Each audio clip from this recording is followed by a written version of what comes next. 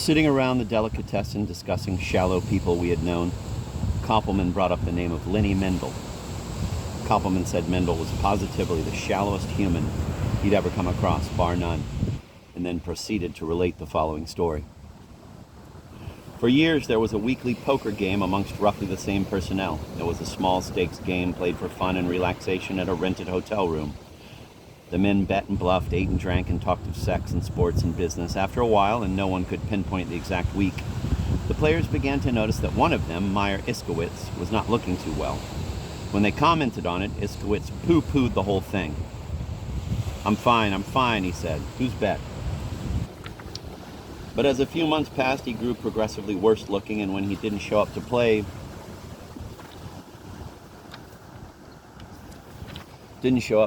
one week, the message was that he had checked into the hospital with hepatitis. Everyone sensed the ominous truth, and so it was not a complete surprise 3 weeks later when Saul Katz phoned Lenny Mendel at the TV show where he worked and said, "Poor Meyer has cancer. The lymph nodes, a bad thing, it's already spread over his body. He's up at Sloan Kettering." "How horrible," Mendel said, shaken and suddenly depressed as he sipped weakly from his malted on the other end of the phone. "Saul and I went to see him today. Poor guy has no family, and he looks awful.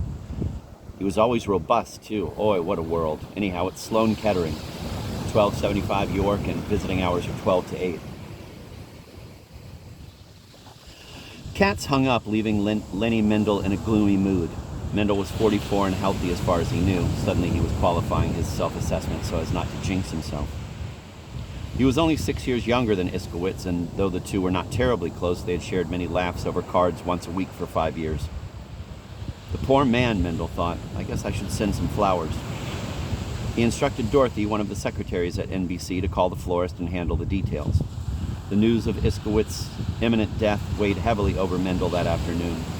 But what was beginning to gnaw at him and unnerve him even more was the unshakable realization that he would be expected to visit his poker crony.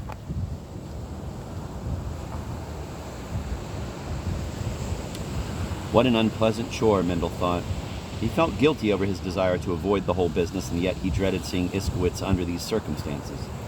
Of course, Mendel understood that all men die, and even took some comfort from a paragraph he had once come across in a book that said death is not in opposition to life, but a natural part of it. Yet when he actually focused on the fact of his own eternal annihilation, it caused him to feel limitless panic. He was not religious and not a hero and not a stoic, and during the course of his day-to-day existence, he didn't want to know from funerals or hospitals or terminal wards. If a hearse went by in the street, the image might stay with him for hours. Now he pictured Meyer Iskowitz's wasted figure in front of him and himself awkwardly trying to make jokes or conversation.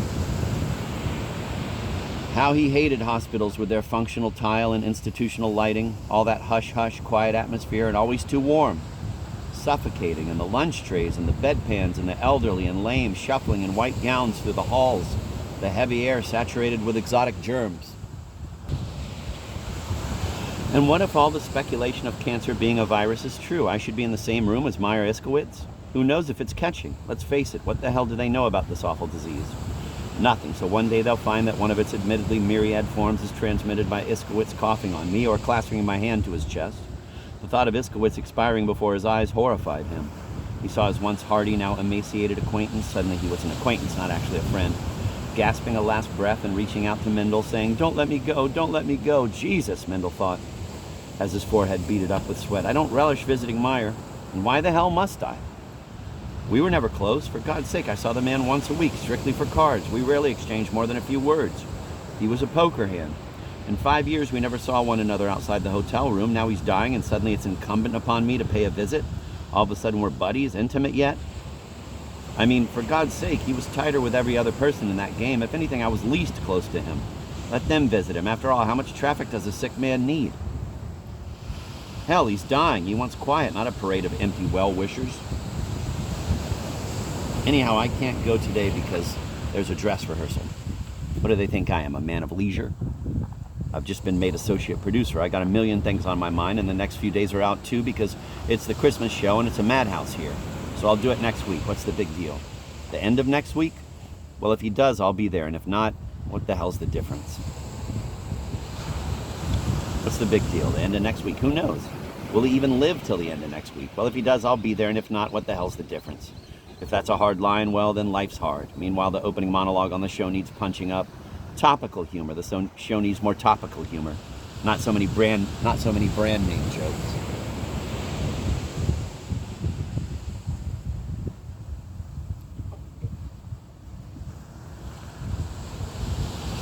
Using one rationale or another, Lenny Mendel avoided visiting Meyer Iskowitz for 2.5 weeks. When his obligation rose more strongly to mind, he felt very guilty, and worse even yet when he caught himself half hoping that he would receive the news that it was over and Iskowitz had died, thereby getting him off the hook. It's a sure thing anyway. It's a sure thing anyhow, he reasoned, so why not right away? Why should the man linger and suffer? I mean, I know it sounds heartless, he thought to himself, and I know I'm weak, but some people can handle these things better than others. Visits to the dying, that is. It's depressing, and like I don't have enough on my mind. But the news of Meyer's death did not come, only guilt-provoking remarks by his friends at the poker game. Oh, you haven't seen him yet? You really ought to. He gets so few visitors, and he's so appreciative. He always looked up to you, Lenny. Yeah, he always liked Lenny. I know you must be very busy with the show, but you should try and get up to see Meyer. After all, how much time does the man have left? I'll go tomorrow, Mendel said. But when it came time, he pushed it off again. The truth is, when he finally got up enough courage to make a 10-minute visit to the hospital, it was more out of needing to have a self-image that he could live with rather than out of any compassion for Iskowitz.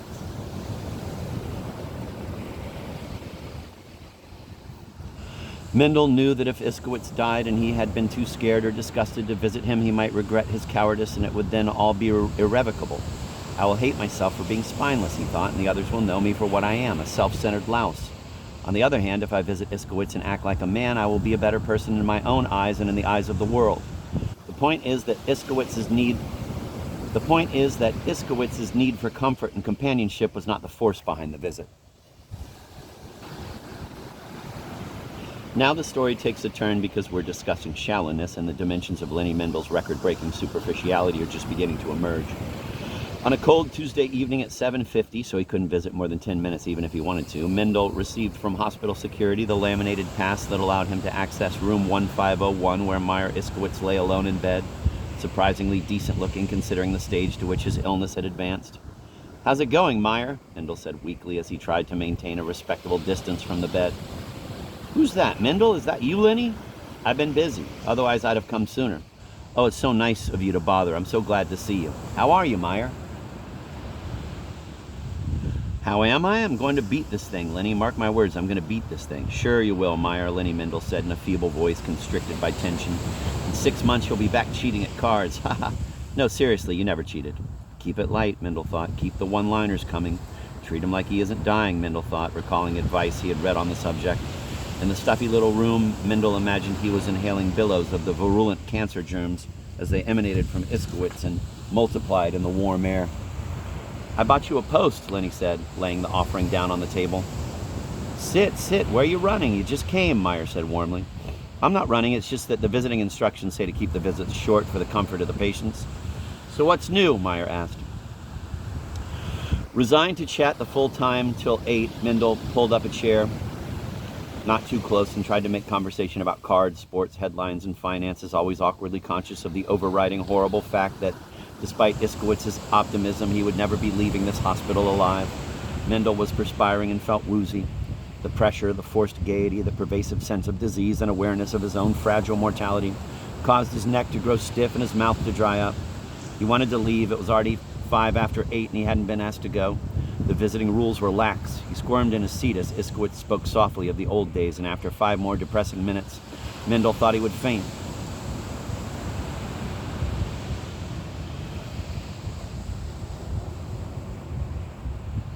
Then, just when it seemed he could stand it no longer, a momentous event occurred. The nurse, Miss Hill, the 24-year-old blonde, blue-eyed nurse with her long hair and magnificently beautiful face, walked in and, fixing Lenny Mendel with a warm, ingratiating smile, said, "Visiting hours are over. You'll have to say goodbye." Right then, Lenny Mendel, who had never seen a more exquisite creature in all his life, fell in love. It was as simple as that. He gaped open-mouthed with the stunned appearance of a man who had finally set eyes on the woman of his dreams. Mendel's heart virtually ached with an overwhelming feeling of the most profound longing. My God, he thought, it's like in a movie. And there was no question about it either. Miss Hill was absolutely adorable. Sexy and curvaceous in her white uniform, she had big eyes and lush, sensual lips. She had good high cheekbones and perfectly shaped breasts.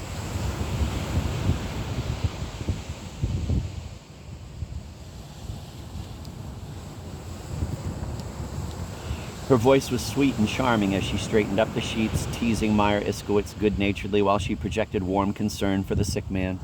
Finally, she picked up the food tray and left, pausing only to wink at Lenny Mendel and whisper, "Better go, he needs rest." "This is your usual nurse?" Mendel asked Iskowitz after she was gone. "Miss Hill? She's new, very cheerful, I like her. Not sour like some of the others here. Friendly as they come, and a good sense of humor. Well, you better go, it was such a pleasure seeing you, Lenny." "Yeah, right, you too, Meyer."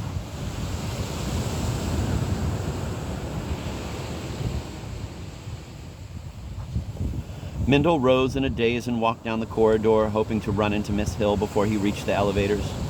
She was nowhere to be found, and when Mendel hit the street with its cool night air, he knew he would have to see her again. My God, he thought as he cabbed home through Central Park, I know actresses, I know models, and here a young nurse is more lovely than all the others put together. Why didn't I speak to her? I should have engaged her in conversation. I wonder if she's married. Well, no, not if it's Miss Hill. I should have asked Meyer about her.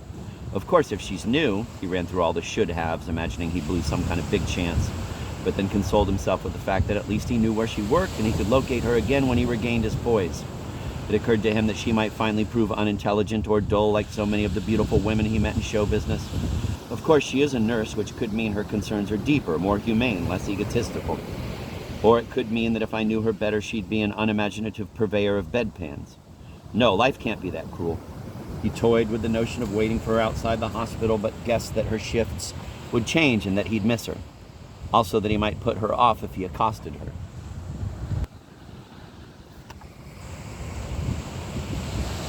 He returned the following day to visit Iskowitz, bringing him a book called Great Sport Stories, which he felt made his visit less suspicious. Iskowitz was surprised and delighted to see him, but Miss Hill was not on that night, and instead a virago named Miss Karamanillis floated in and out of the room. Mendel could hardly conceal his disappointment and tried to remain interested in what Iskowitz had to say, but couldn't.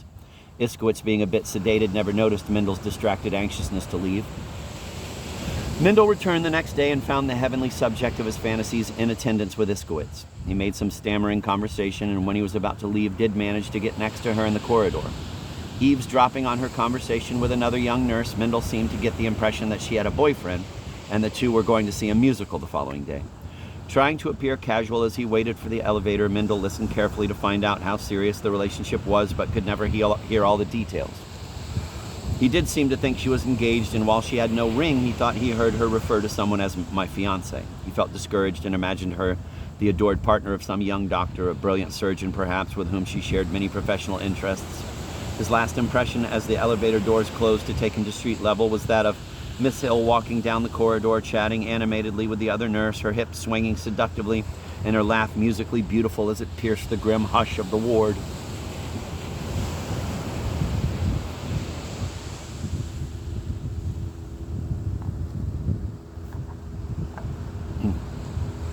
I must have her, Mendel thought, consumed by longing and passion, and I must not blow it like I have so many others in the past. I must proceed sensibly.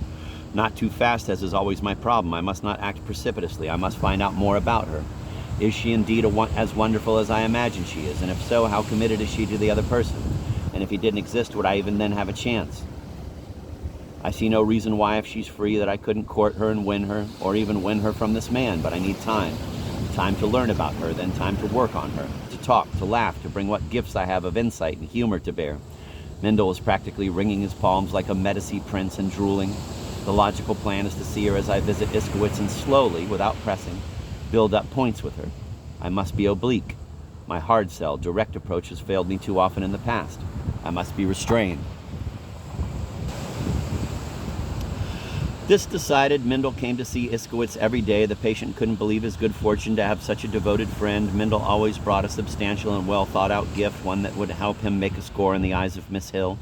Pretty Flowers, a biography of Tolstoy. He heard her mention how much she loved Anna Karenina. The poetry of Wordsworth, caviar. Iskowitz was stunned by the choices.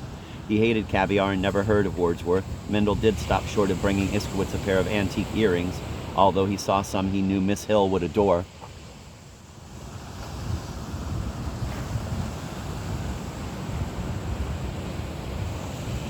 The smitten suitor seized every opportunity to engage Iskowitz's nurse in conversation. Yes, she was engaged, he learned, but had trepidations about it.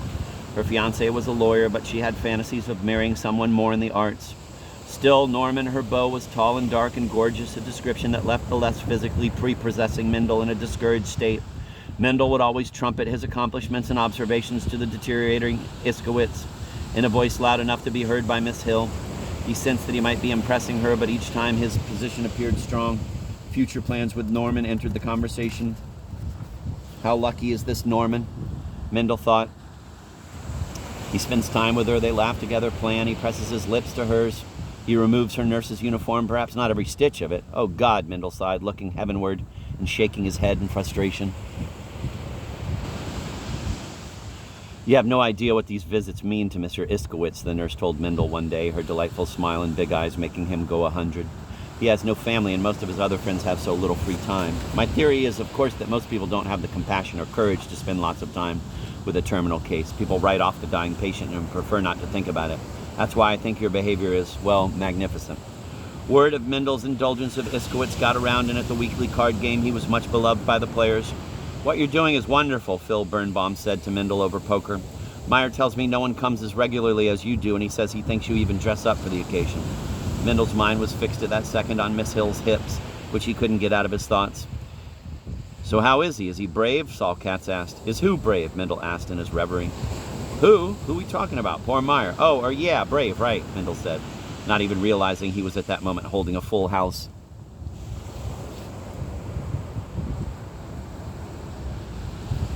As the weeks passed, Iskowitz wasted away. Once in a weakened condition, he looked up at Mendel, who stood over him and muttered, Lenny, I love you, really.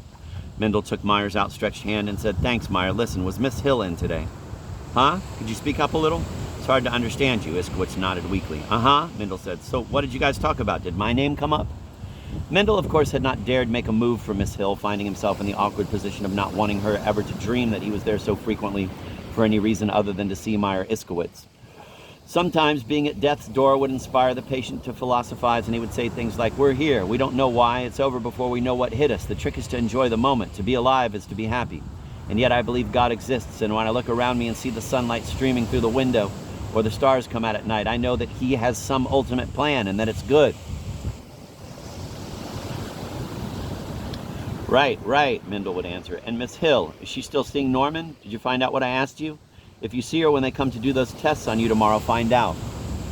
On a rainy April day, Iskowitz died. Before expiring, he told Mendel once again that he loved him and that Mendel's concern for him in these last months was the most touching and deepest experience he ever had with another human being.